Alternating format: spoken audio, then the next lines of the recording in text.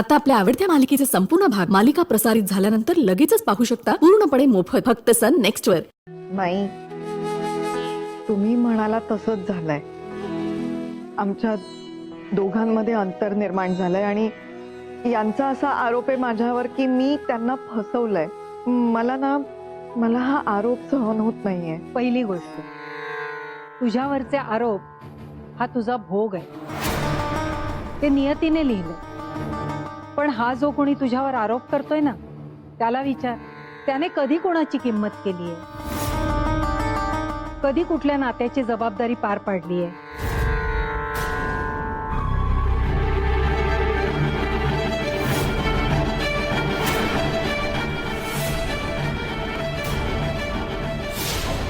त्याला प्रश्न विचारणारं कोणीच नाहीये का या जगात?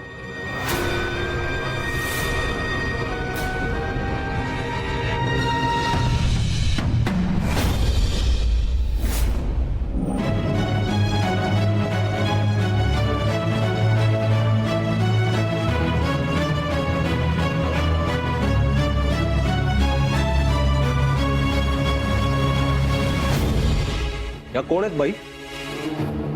या बाई कोण आहे? त्यांना कोणी बोलवलंय आपल्या घरात?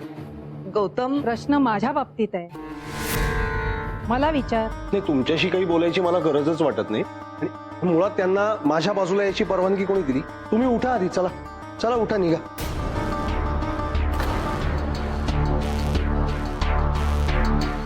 मला कुठेही जाण्यासाठी कुणाचीही कधीच परवानगी लागत नाही।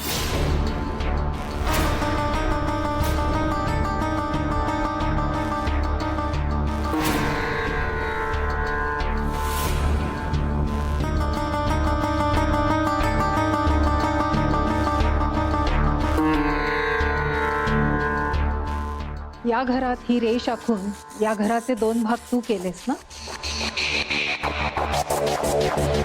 पण तुला हा अधिकारच नाहीये।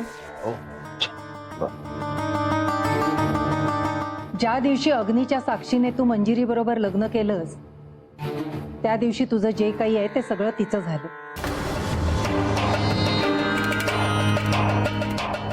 आता या घरातल्या प्रत्येक वस्तूवर तिचा तेवढाच अधिकार आहे जेवढा तुझा आहे।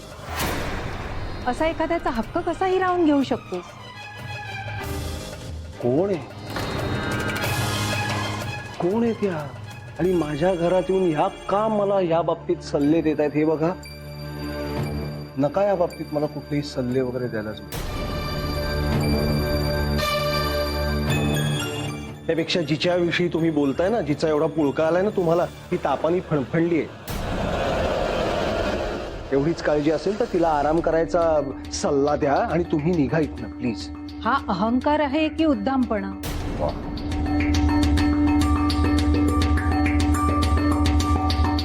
कुठली शक्ती आजवर तुला यशस्वी करत आली आहे याचा कधी विचार केलायस? या घरातल्या वाईट घटनांसाठी जिला आजवर जबाबदार धरत आलास, ती मुलगी या घरातल्या दुःखासाठी कारणीभूत नाहीच आहे।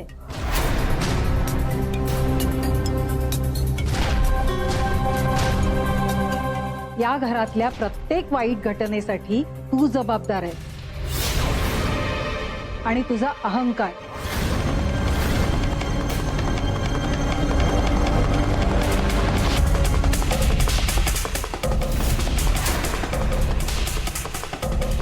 या बाईंना ताबडतोब इथून जायला सांगा। मी स्वतःहून कुठे येत नाही आणि कुणी मला घराबाहेर काढू शकत नाही। या घरात तू ही जी रेष मारली आहेस ना, ते एका अर्थी बरंच झालं।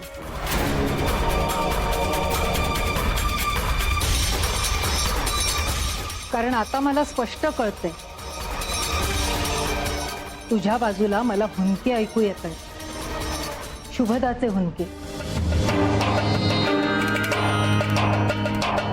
तिच्या मुलीचा जन्मापासून तू जो छळ केलायस ना, त्यामुळे शुभदाचा आत्मा तळमळतोय।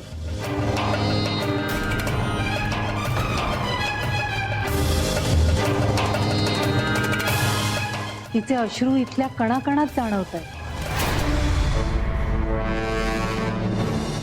पण त्यावर उपाय काय?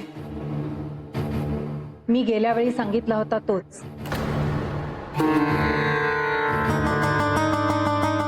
शुभदा या घरात परत येणार आहे.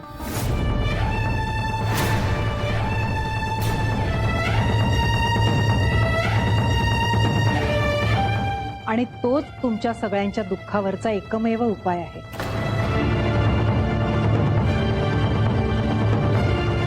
तर झालं का तुमचं? हे बघा, बेसिकली माझा या असल्या फालतू गोष्टींवर विश्वास नाही आहे, या बंधुगिरीवर. तेव्हा प्लीज माझ्या घरातल्या लोकांच्या मनात हे असलं काहीतरी भरवू नका तुम्ही. पण हे मी बोलतच नाहीये, हे काळ बोलतोय. तुझ्या घरात नात आली ना की तुझा विश्वास बसेल की शुभदा परत आलीये.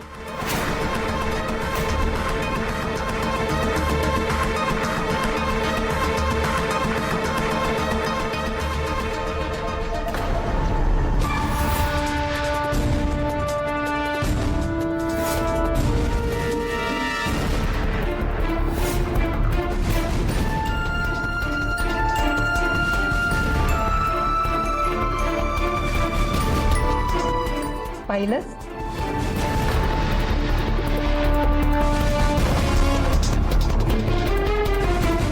माझ्यावर विश्वास नसेल, शुभदावर आहे ना? हा तिने दिलेला संकेत आहे.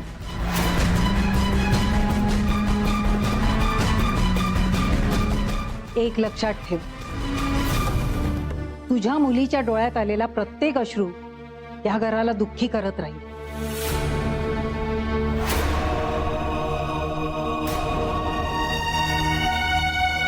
ती हसेल ना तर हे घर आनंदी राहील.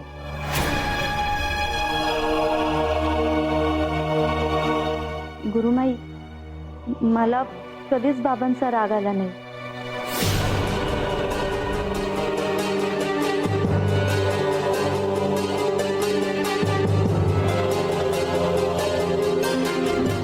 हा तुझ्या मनाचा मोठेपणा झाला बाळा. पण तुझ्या आईला तुझं दुःख कळतंय. तिच्यापासून ते नाही लपून राहू शकत. परत एकदा सांगते बाळा, या घराचं भविष्य आता तुझ्या हातात आहे. या घरावर येणाऱ्या प्रत्येक संकटापासून घराचं रक्षण करण्याची शक्ती शुभदा तुला नक्की देईल.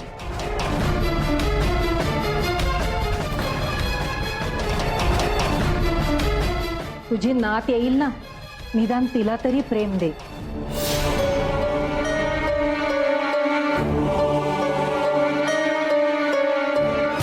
येते मी.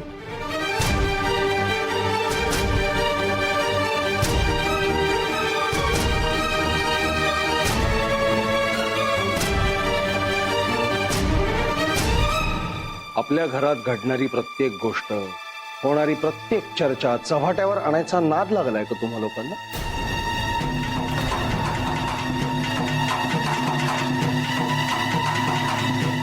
नाही, त्या दिवशी भर लग्नात मांडवात अब्रूचे वाभाडे झाले काढून.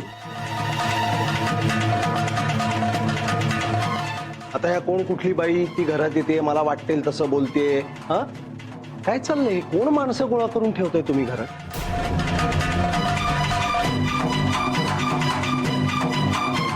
पण त्या आत्ता बोलल्या त्यातली कुठली गोष्ट खोटी आहे? हे बघ, तुझ्यामुळे अर्पिताच्या चेहऱ्यावर आनंद नाहीये. तिचा प्रत्येक हुंका म्हणजे शुभदाच्या आत्म्याचा हुंका आहे. तुला ऐकू येतंय तू काय बोलतेस ते? तुझं तुला ऐकू येतंय, कळतंय? अरे काय ती बाई हे सगळं बोलून गेली म्हणजे तिला हे सगळं काय असं समजलं, यावर मी विश्वास ठेवायचा? उद्या बाहेरच्या कुठल्याही माणसाला मी हे सगळं पढवतो आणि घरात आणून उभा करतो. झाला का तो मोठा बाबा? मग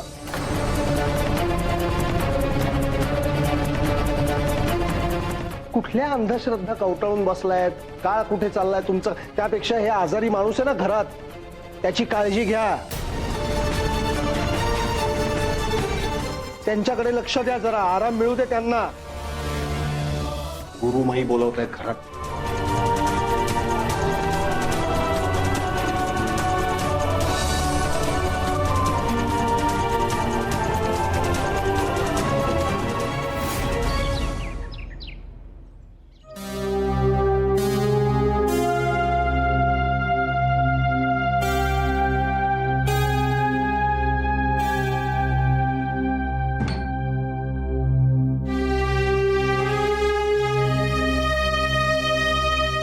युवराज, माझ्या अश्रूंमुळे घरात दुःख येतं.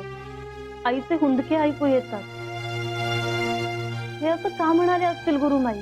नाही ते मला माहित नाही, पण अर्पिता हे बघ, हे सगळं जे काही आहे ना ते इतकं कठीण नाहीये. खूपच सोपं लॉजिक आहे यामाग. म्हणजे बघ ना, आजपर्यंत ह्या घरात सगळ्यात जास्त तुला नेग्लेक्ट केलं गेलं. म्हणून तू जर दुःखी असलीस तर सगळेच दुःखी असतील. आणि ह्या मागे कुठलंच रॉकेट सायन्स नाहीये. तू, बाबा आणि तुमचं ते लॉजिक. युवराज, गुरुमाईंनी जे सांगितलं होतं ना ते तसंच्या तसं सगळं खरं झालंय. आणि मागच्या वेळेला सुद्धा त्या म्हणाल्या होत्या की आई माझ्या पोटी जन्म घेणार आहे. मी आता ठरवलंय की मी दुःखी नाही राहणार. काहीही झालं तरी मी आनंदात राहील. म्हणजे आपलं हे घर आनंदी राहील. Very good, good decision. आणि अर्पिता, मला ना त्या गुरुमाईंची एक गोष्ट मात्र आवडते. फक्त ती गोष्ट लवकरात लवकर खरी झाली पाहिजे. आपल्याला एक गोड अशी मुलगी झाली पाहिजे. फक्त त्यासाठी हा कर्फ्यू कधी संपणार आहे देव जाणे. युवराज साहेब, घ्या, जासूस आले.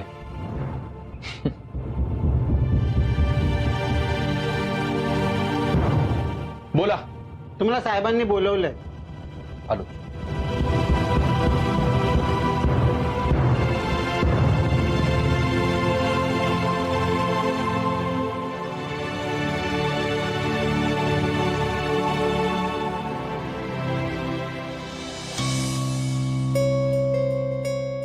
कोण कुठली ही बाई?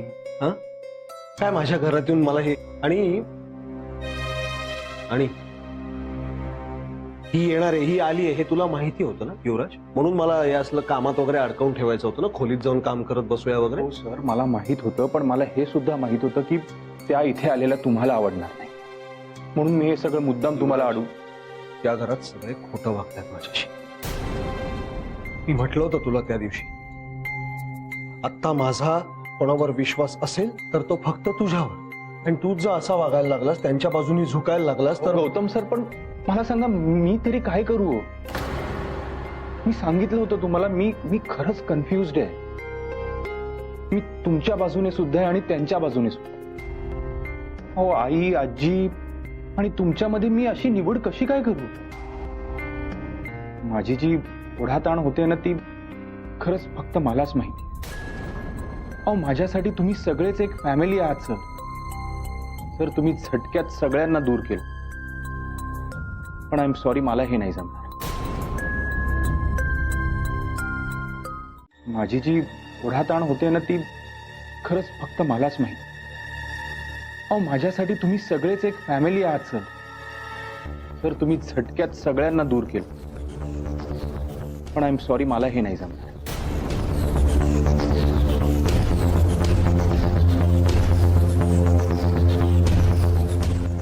युवराज, मला एक गोष्ट प्रामाणिकपणे सांग, खरं बोल. खूप स्वार्थी माणसासारखा वागतो का रे मी? सर, मला तसं नव्हतं म्हणायचं. तू शब्द वेगळे वापरशील पण अर्थ तोच राहील ना. हे बघा सर, कदाचित तुम्ही तुमच्या जागी बरोबरही असाल, पण फक्त एकदा त्या गुरुमाईंचं बोलणं, त्याचा विचार करू नका.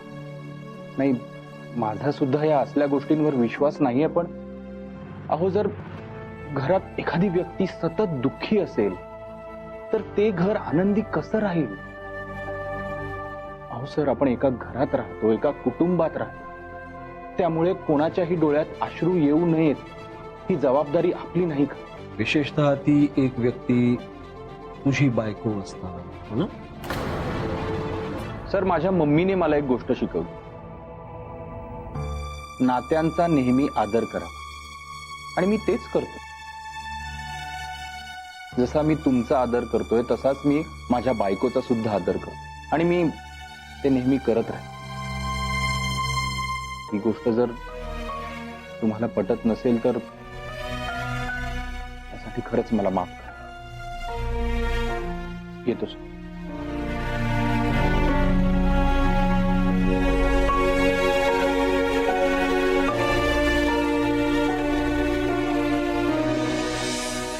गुरुमाईंनी आज पुन्हा सांगितलं की अर्पिताच्या पोटी शुभदा जन्माला येणार आहे. पण कसं शक्य आहे ते? ती रेष जोपर्यंत आहे तोपर्यंत अर्पिता आणि युवराज एकत्र येऊ शकणार नाही. त्या दोघांना आपल्याला एखाद दिवस का होईना बाहेर कुठे पाठवता येईल का? पण गौतम अजून ऑफिसला जात नाहीये. तो घरात नसताना तरी आपण काहीतरी करू शकलो असतो.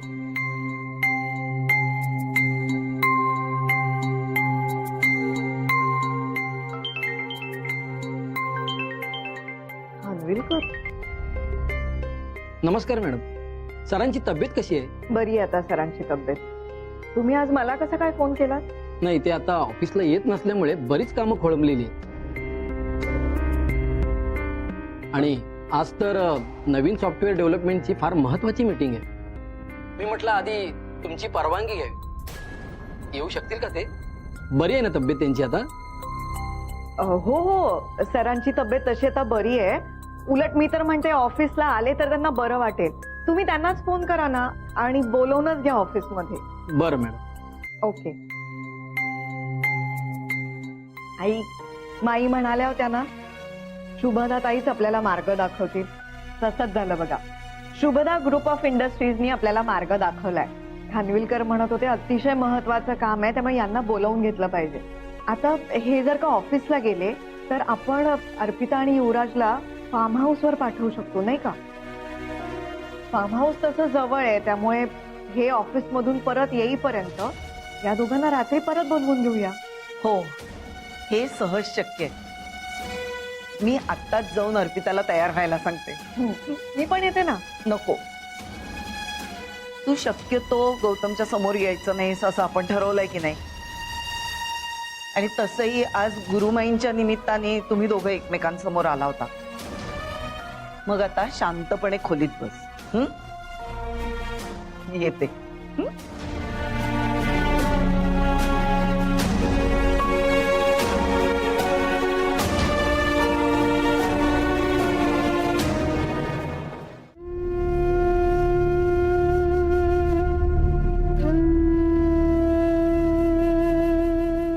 माझा खर तर ना पुनर्जन्मावर विश्वास आहे, ना या गुरुमाई सारख्या भोंदू लोकांवर. प्रेमावर विश्वास आहे माझा. त्यामुळे अजूनही इथे आसपास तुझा वावर असतो, तुझी माया आहे अजूनही, हे मला माहितीच आहे. हे मला सांगण्यासाठी या गुरुमाई सारख्या बाहेरच्या भोंदू लोकांना बोलवायची खरं तर काहीच गरज नव्हती यांना. पण डोकी फिरली आहेत ना सगळ्यांची. ती कोण कुठली बाई माझ्या घरात येऊन मला अक्कल शिकवायला जाते आणि माझ्याच घरात उभी राहून मला सांगते की तू या घरात नात.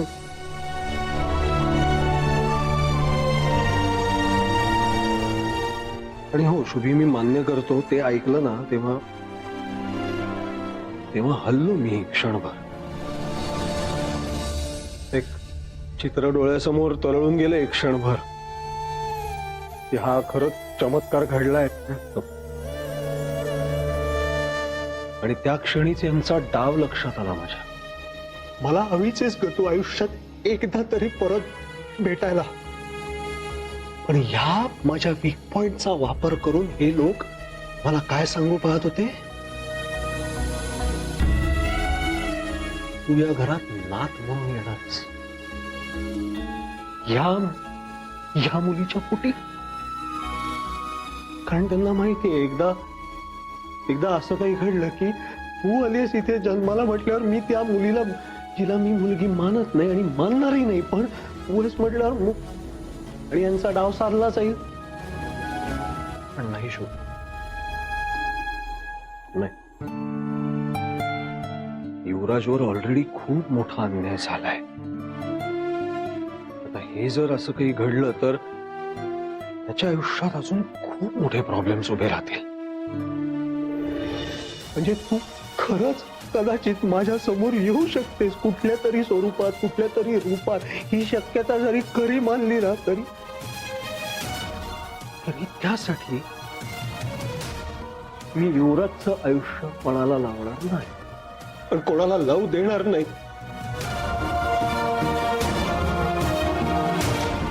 त्याच्यावर बळजबरीने लादला गेलेला हा संसार मी फुलू देणार नाही.